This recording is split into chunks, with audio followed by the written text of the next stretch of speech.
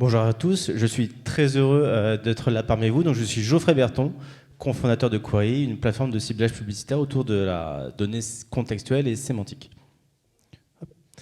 Alors, vous le savez, on va pas reparler de ça. On a dû sûrement vous rabattre les oreilles en 2022 sur ce sujet-là. Il y a la fin des cookies qui approche en fin 2024.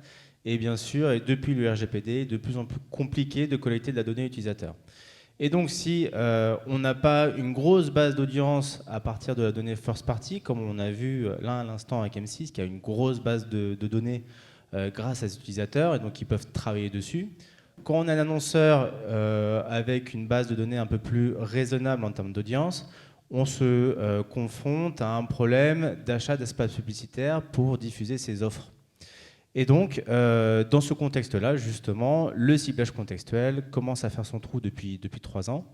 Et donc, il y a 3 ans, justement, avec Julie, la cofondatrice de Query, quand on a décidé d'essayer d'apporter une innovation en fait, au marché, il nous est paru naturel de faire du ciblage contextuel par la sémantique. Pourquoi?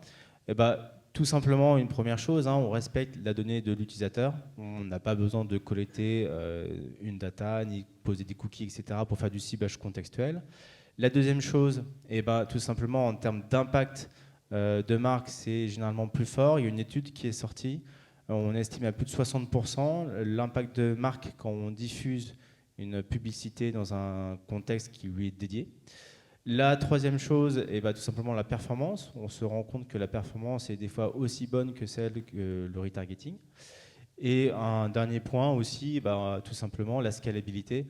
Quand on regarde en fait les autres solutions qui sont en face, on estime aujourd'hui à 50% de l'audience qui n'a plus ni données utilisateurs ni cookies. Donc tout simplement pour cibler cette audience-là, il n'y a pas d'autre solution que faire du ciblage contextuel de qualité. Donc, on a sorti cette première version-là du produit il y a 3 ans et depuis, on a beaucoup avancé. La première question qu'on s'est posée, c'est tout simplement faire du ciblage de contenu, c'est bien, mais en fait, c'est pas forcément ce que cherchent en premier les annonceurs. En premier, les annonceurs, ce qu'ils cherchent, c'est tout simplement cibler une audience. Et du coup, on a fait un partenariat avec Médiamétrie qui nous a permis, grâce à la donnée panéliste, d'aller identifier du contenu pour hommes ou pour femmes, ou du contenu pour les personnes plus jeunes ou plus vieilles. Et grâce à ça, en fait, on a pu compléter une offre pour nos annonceurs, ne plus aller seulement cibler tout simplement du contenu, mais aller plus loin, aller chercher tout simplement du ciblage de persona marketing, qu'on appelle Tribes chez nous, et qui permet d'essayer de toucher l'audience qui est derrière le contenu. Parce que derrière un contenu, il y a forcément une audience et forcément quelqu'un qu'on cherche à cibler.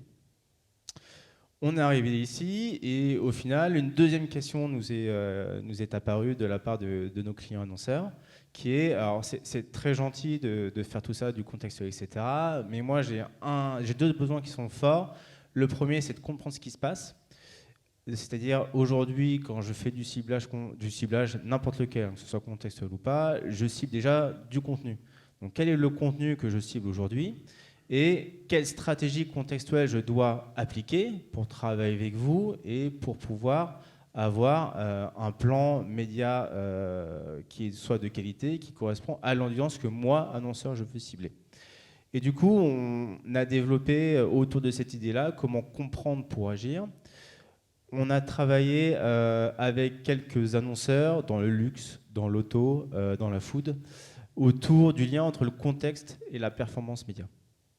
Et il nous est apparu intéressant de développer avec ces clients-là un premier outil d'analytics qui va leur permettre sur toutes leurs campagnes publicitaires, grâce à un petit pixel qu'on va poser, de faire le reporting sémantique, donc comprendre qu'est-ce que la brand safety sur leur campagne, quelle est la brand suitability, pour nous il y a une petite différence, quel est le contexte dans lequel j'affiche mes bannières publicitaires, quels sont les tribes qui sont derrière, et justement quels vont être les leviers que je vais pouvoir activer plus tard pour tout simplement aller chercher l'audience aujourd'hui que je ne gère pas. Donc, les domaines que j'ai ratés, les contextes que j'ai ratés, les tribus que j'ai ratés et sur lesquels je peux essayer d'étendre ma campagne sur les 50% que je n'arrive plus à cibler aujourd'hui. Notre approche, elle est simple. Donc, du coup, en premier, c'est aider à la compréhension, partager le maximum d'insights sur les campagnes publicitaires qui sont lancées par nos clients.